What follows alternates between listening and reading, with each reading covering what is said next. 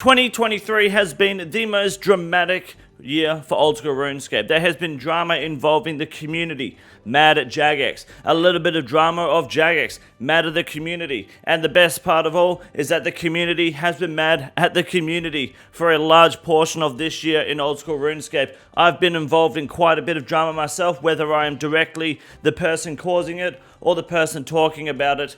I've been your spokesperson for 2023, and in this video, I want to go back over the year and just look at what we went through, talk about it, have a bit of a laugh, make fun of a couple of dickheads, and have a good time. And before we get started on this video, I just want to make a quick announcement to say thank you to everyone this year who has supported me. This has been the biggest year for myself, my channel, and my community. Nearly 25,000 new subscribers in 2023 alone. We started off the year with about 50k on the 6th of January. I'm hoping to hit 75k by the end of the year, so I'd greatly appreciate you guys hitting the subscribe button down below. It's a goal I kind of set myself internally. At the start of the year, I didn't really want to make it that vocal because then it becomes a goal that you could achieve but also fail. But this year's just been amazing. I really appreciate the support, and I would greatly appreciate hitting 75k by the end of the year if possible. Who knows? If I don't, I'll just suck a dick. And that's pretty much all I wanted to say before starting off this video. Thank you again for the support. We're going to start off with January of 2023 and what went down in that month. January was the start of the year, very slow. We were still easing into the idea of content and drama, so not a lot went down in January, but we were warned by the content creator, Nine Rain himself. He pinned a very important tweet on the 3rd of January, which you should all be aware of. Well, it's a bit late now, but you all should have been aware of. And he says, "Alright gamers, in 2023, we're going to start telling the e-girls no," which evidently, as I'm sure you guys can all confirm, given the way this year went, you all fucked that up royally. February came by quite quickly. It's a very short month, so it went just as fast as it came. However, there was a little bit of drama. Not a whole lot, nothing major, but Jagex did try to propose the idea of account builds in Oldschool RuneScape, which as far as I'm concerned haven't really gone anywhere, and a lot of people just weren't really interested in the idea, felt it was a waste of dev time. They're still trying to bring the idea to the table today in this year's survey, which came out I think a couple days ago. And then of course we have the Golden Gnome nominations, which I put out a video on, basically discussing the nominees and what I think of the situation. I called it a popularity contest. I pulled out of the race for the 2nd year in a row because I don't feel like I need a Golden Gnome to define my content, and of course I was going to win. Like, I'm the king. So I've got to let the little guy have a go. People were upset by those statements, me saying that, and well, guess what? I'm going to say it next time there's a Golden Gnome nomination as well, so don't be fucking surprised if you hear it again from me. And then a lot of the community was upset with the choices for new streamer in Oldschool RuneScape, I think it was, being Zoe Pancakes. People felt that she had been a streamer for too long to be able to be a nominee in that topic. And then there was Skatizo, who was basically just brand new to streaming, a glorified sex pest, and people were upset with what I said about the situation, and I turned out to be right anyway. So big W for me in February. Now, March of 2023 is where it began to get interesting. There were server issues amongst Jagex that people were complaining about, which they looked to rectify. A lot of people felt uneasy playing the game, especially on hardcores. A little bit of drama that Jagex was able to get a grip on eventually. Things have been pretty well since they've made those changes. And then there was a little bit of drama that weirdly tried to involve me. Did a bit of put out a video where he was basically white knighting for a glorified sex pest who liked to exchange sexual favors in return for keeping their artwork commissions. It was a very weird situation that not a lot of people knew about at the time. I guess he either was offended by the fact that he wasn't able to receive the sexual favors over Discord, or that he wasn't the only one receiving them in exchange for artwork commissions. But regardless, he kind of just put out this video where he would start making weird, wild accusations about me specifically, which were easily debunked by my response video. Unfortunately for Dittabitter, about halfway through this video, which was essentially just him having a mental breakdown, I'm not sure why or what's going on, he started reading off tweets that were like 3 or 4 months apart from each other for like no reason, and he made up like a Twitch account and claimed that it was me using it when we did an IAP background check and it was created and used predominantly in New Zealand, which is where he lives. So I don't know if he was just like making shit up to slap a video together. I don't know. Whoever peer checked your video needs help. You need better friends, because that was a That was a terrible, terrible idea to post that video. It was career suicide, evidently, looking at your channel. Unfortunately for the rest of the content creators in Old School RuneScape, this is where everything kind of turned, and I realized something very important. And it's that it doesn't matter as a content creator if you lie, steal, cheat, real trade, if you say something racist, sexist, homophobic. It doesn't matter. It's totally okay, provided it's your friends that are doing it, because then you can just write it off as a joke. That's literally how it works. And it's kind of disgusting, because that's when I realized this. Everyone just kind of jumped on the did a bit of bandwagon, which was fine. I don't really care for people like pure spam anyway.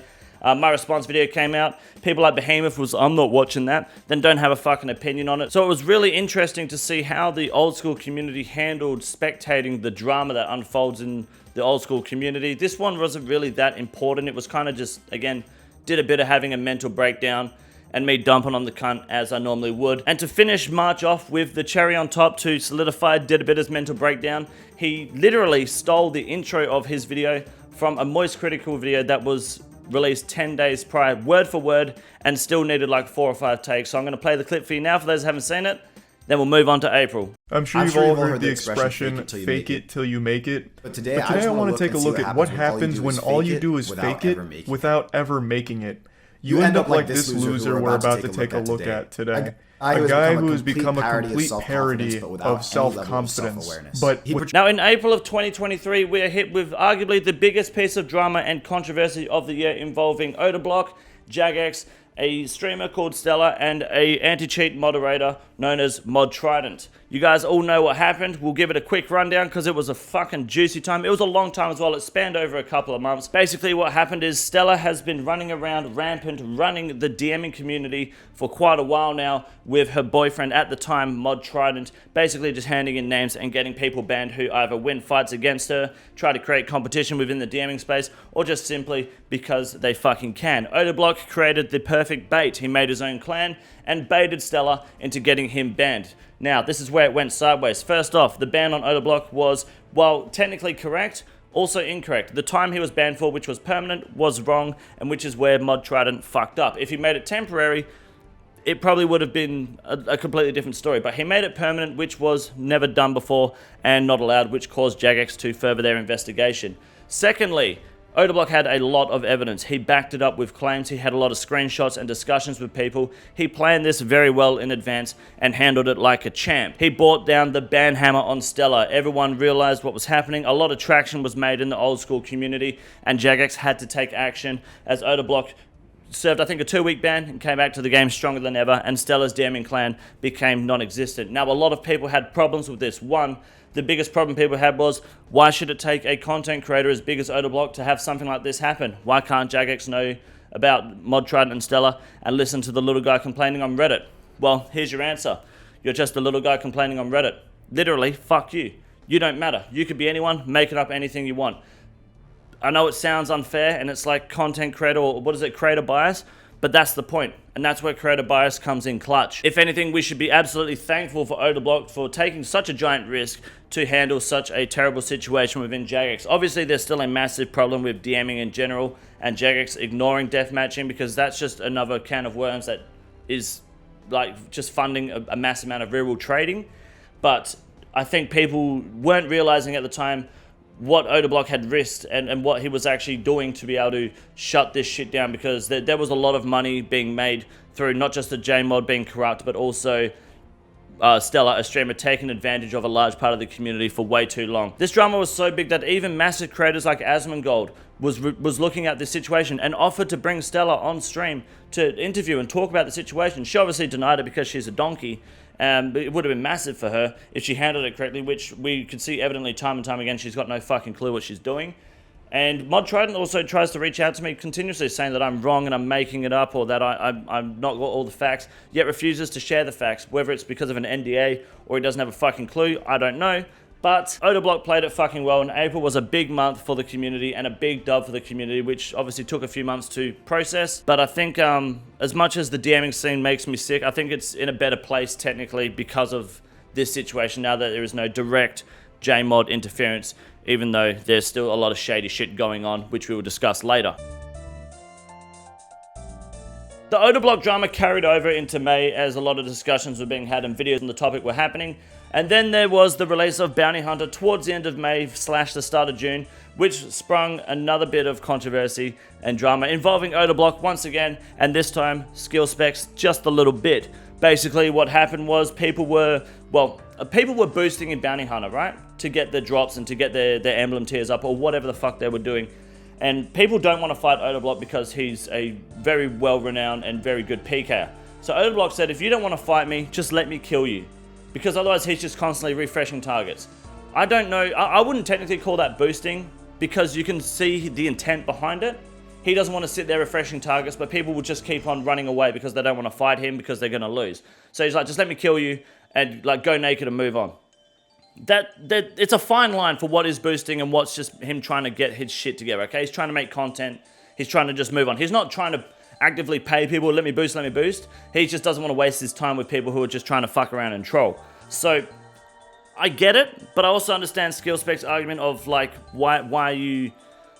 I feel like, I don't know. It's a very sticky situation. I don't like the boosting aspect, but this is where the drama behind the Bounty Hunter boosting in general really gets me. Is that it was only Bounty Hunter that people were worried about.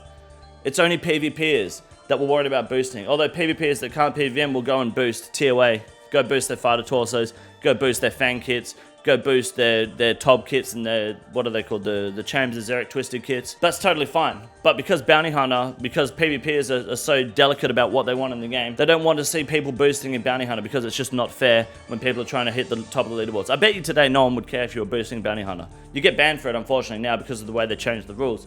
But I bet if, like, no one would care about it today. It's unfortunate. Which brings us into June, where Jagex starts banning boosting in Bounty Hunter, which is where I was like, what about boosting for fan kits? Like, I get it's just a fan kit, but you're still paying for a boost service. I think all boosting services should be banned at that point. Like, why ban Bounty Hunter for Bounty Hunter boosting, but not ban boosting and PVM content? I personally don't think that's very smart on Jagex's part. They should just allow boosting in Bounty Hunter or ban all boosting services altogether. I would rather ban all boosting services because I want to watch the world burn, and by banning boosting services, people make less money, which they obviously just real trade, and people have a harder time getting the drops that they want in game, which makes me happy because I like to see people suffer. So ban all boosting services or don't ban any of them.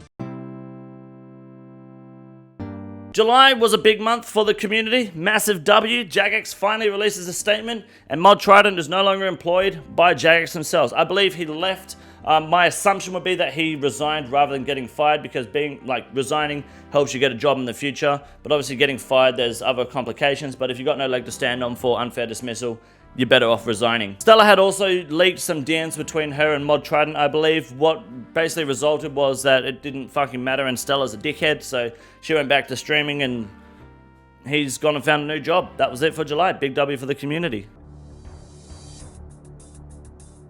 August was a great month. I loved August so much. Do you guys remember No Monkey? He put out this video, and he basically just said that everyone in the Runescape community is dog shit at PVM. That's pretty much what the video was. Calling you all fucking garbage, which is fair. Unfortunately, he was a little bit delusional as well, saying, oh, Jagex doesn't care about in-game content, we don't get enough of it. The problem with the video, in my opinion, was his delivery. I think it was shit. The message, I get it, I understand it. It was also quite funny, but his delivery was fucking terrible, which caught a lot of backlash from the community. I mostly just covered the subject more than anything. I thought it was an interesting time, but it was really fun to talk about. I like talking about PVM. The best part was, though, about a week later, there was a plugin where people were able to kill Leviathan. No Monkey specifically was killing the Leviathan without looking at him, because there was an indicator that told you what prayer to change before you needed to, right? So you knew what was happening. Jagex banned it, and then No Monkey and some other guy called, his name was Salterpillar, I think. He invented the butterfly. He's a dickhead. He basically, they were both like trying to justify that you should be allowed to use this plugin, or why would you remove a plugin that's for the disabled, which is basically letting you cheat in Desert Treasure 2 bosses like Leviathan. But then they were like, what about True Tile Indicator, or what about tile markers? They're indicators, not understanding the difference. Like they read out the plugin guidelines that Jagex posted, and then read out plugins that don't breach those guidelines, and being like, what about this? So it kind of just, it did make both No Monkey and Saltapilla look like dickheads, to be honest. It was an interesting time, but it was really fun to cover. I was really happy with the content. Great controversy. But the most interesting part for me personally was with Saltapilla, because he invented butterfly in TOA. Genuinely, people on Twitter and YouTube felt like he was untouchable. They were coming to me like, how dare you make fun of the guy that invented the butterfly? He's a fucking moron. Once all that drama died down in August, there was another piece of controversy around Jagex with Jagex accounts where people were getting hacked. Basically, if you haven't signed up for a Jagex account and you were still using the normal login, there was potential for you to be baited and hacked because of a flaw in the OSRS account, like Jagex account sign-up system, where you can basically steal someone's account by sending them a link and you're good to go. And the problem was you would never get your account back either unless you went through the appeal system. So that's hopefully been rectified now. I believe I haven't heard of an incident like that happening since, but that was a spicy time. I still recommend getting a Jagex account. Like, it's very good and very clean and convenient. Not having one does leave you prone to getting hacked, so just don't use it at your own risk. September, I discussed a slight bit of drama that involved me and one of my mates with a guy called Sacred. He was basically a design, like an artist for Oldschool RuneScape. And he basically has just been scamming people for a long time. His name's probably not Sacred anymore. He's moved on to the Rust community. He pretend to be some Israelian or Iraq. What's that country? Ukrainian, like war refugee, but he's like from New Zealand as well. So I don't know who he was specifically. Like, apparently he had cancer, then his daughter had cancer.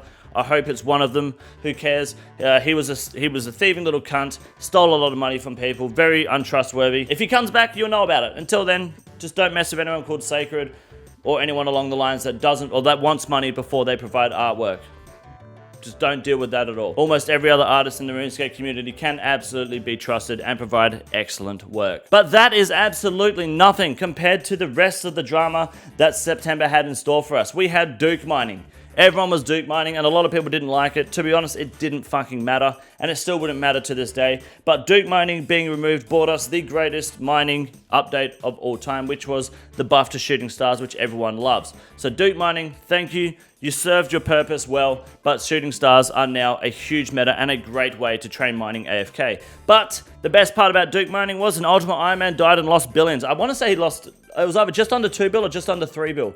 But this Ultimate Ironman lost a shit ton because he AFK'd, and I think his cat, like, clicked his mouse, he ran into the Duke eyes and died. Sit deserved for being an Ultimate Ironman. But there's one more piece of drama for September that was even better than Duke mining. I know, it couldn't get much better than Duke mining drama and an Ultimate Ironman losing 3 bill, but there was. Camp Q, you remember Camp Q, RuneScape Chronicles? There was a little bit of drama involving him and bikers from BTCs. Basically what happened was the RuneScape Chronicles was reporting on bikers because bikers was literally scamming his audience.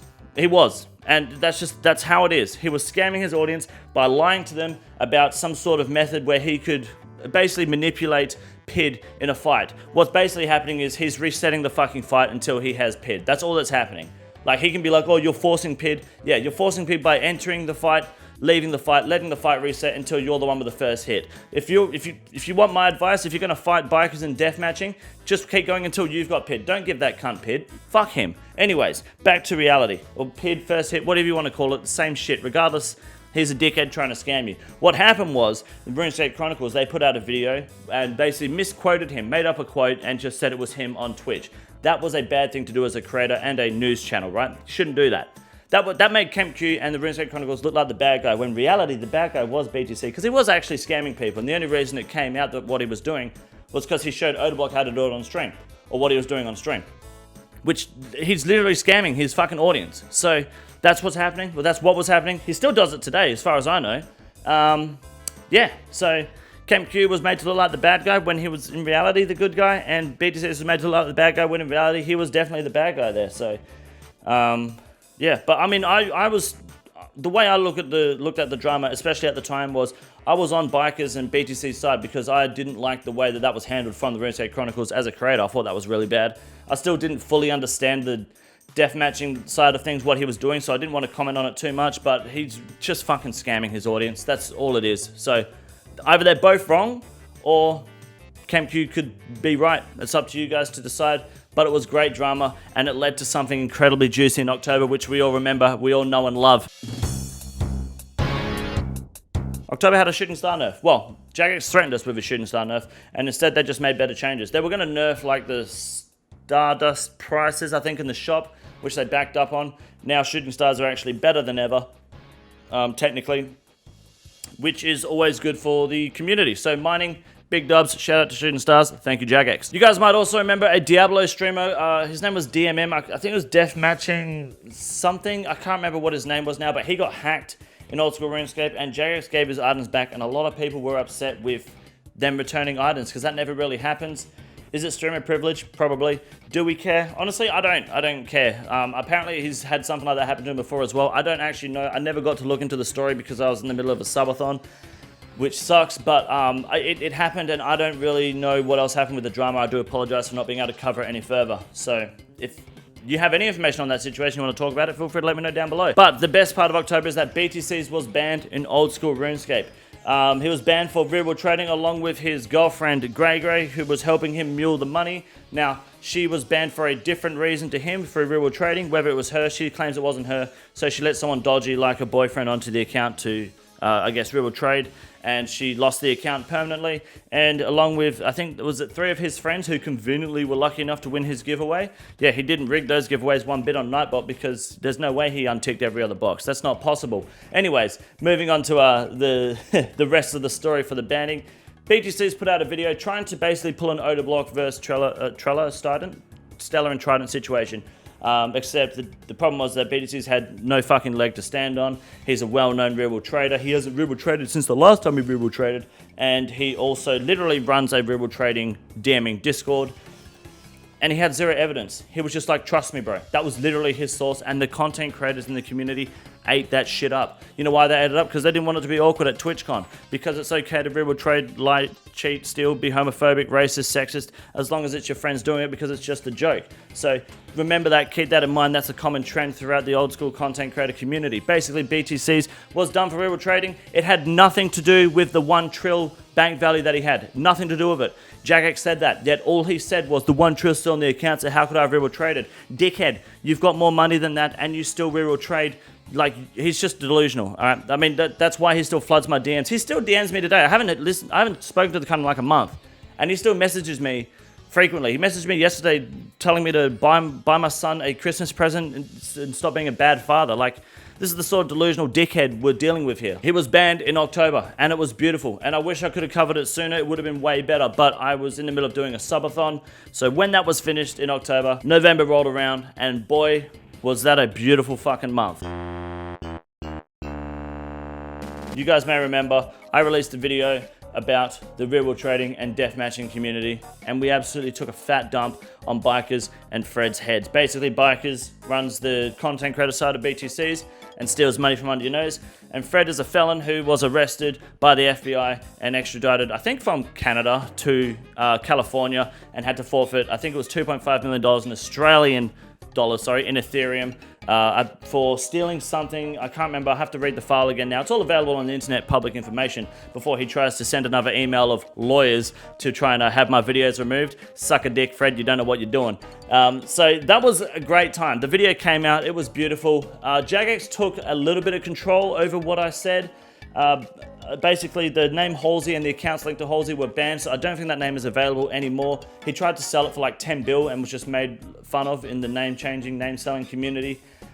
The worst part was, well, not the worst part, the sad part is the content creators, because yet again, if it's your friends doing it, it's okay. Behemoth, the YouTube channel, pre- and post-based team, like acquiring it, spoke on the situation involving me, the banning of BTCs, and then when the video came out, not a single person wanted to speak on it. Various creators on Twitter as well, a Cold One and Mazhar, to name a few, wanted to, sit there and say that I make shit up, I'm fake news, I am doing it for attention, I have no evidence, I don't know what I'm talking about. The video comes out, everyone goes radio silent. Obviously, content creators have a hard time taking like accountability for their actions. I don't want an apology, I don't give a fuck, let's be real. I just find it really funny how, like, easily you want to give up, I guess, your morals or like how easily you want to report the news and have an opinion on something until the chips are down. Then you've got to shit your pants and hide with your tail between your legs like a bitch. Totally fine. I guess that's the sort of person and the sort of content you want to make. Not my problem at the end of the day. I'll just stay here winning. But like I said, the common theme is that it's okay as long as it's your friends doing it. So it just makes me, I guess, feel better about myself that I am probably one of the more distant content creators from most people in the community. I don't have a problem with any content creator, really. I just don't have the time for them either, and I'm happy with it. So, I mean, it's turned out great for me this year. It's going to be even better next year. But December has rolled around, and I think I accidentally started a bit of drama, which is over now, on Twitter. I didn't see it fully unfold, but this again involves Behemoth. Back in June, he made a video saying he is going to start giving away money or something to content creators at 100k subs, and I just retweeted it like a few days ago because they're nearly at 100k subs, and I just thought it was funny because obviously Behemoth sold to Base Team, and I was like, oh, I wonder if Base Team's going to do that payout or if they're just going to ignore it. I don't care. I just thought it'd be funny. So I retweeted it saying nearly 100k subs, and then like a day later, there's people complaining about it and retweeting it and like criticizing Behemoth. I don't think it matters. Like, okay, he committed to a giveaway. The giveaway wasn't met given his comment down below. Like, November and December was unsure, so he doesn't actually have to pay anything out. He didn't hit the 100k, so it's actually not a problem at all. And the reality is, if you're upset by clip channels, which clip channels are shit, like they're not good for the community at all in terms of content creators. They're great for viewers because you're able to watch a clip channel and be up to date with every content creator without going to a streamer's stream at all. You didn't have to watch any streams. Watch the Behemoth video and the RuneScape Chronicles. You're up to date. For content creators, it's terrible. It's a lie when they say they're helping content creators. You're not. Content creators have no benefit from community channels. They just don't. Do what I do. Upload the content to your own channel or make your own clips channel and do that. If they're successful, why can't you be? If you've got a problem with clip channels, make your own fucking clip content. Clip your own content and upload it yourself. Stop expecting handouts from half-witted fucking content creators and channels thinking they're gonna fucking bring you to the top. It's not gonna happen. That's not how you do it. That's not how you make it. And that's why my year on YouTube has been more successful than yours. And that, ladies and gentlemen, is it for this year, 2023. Hope you all have a great Christmas. 2024 Thor is coming very soon. I'll see you guys at the very fucking top next year. Have a good night. Suck a dick. BGC's Real World Trades. This is the easiest room in the raid. It's quite simple. You got a big boy. Look at him. God damn. Fuck me. Look at that boy.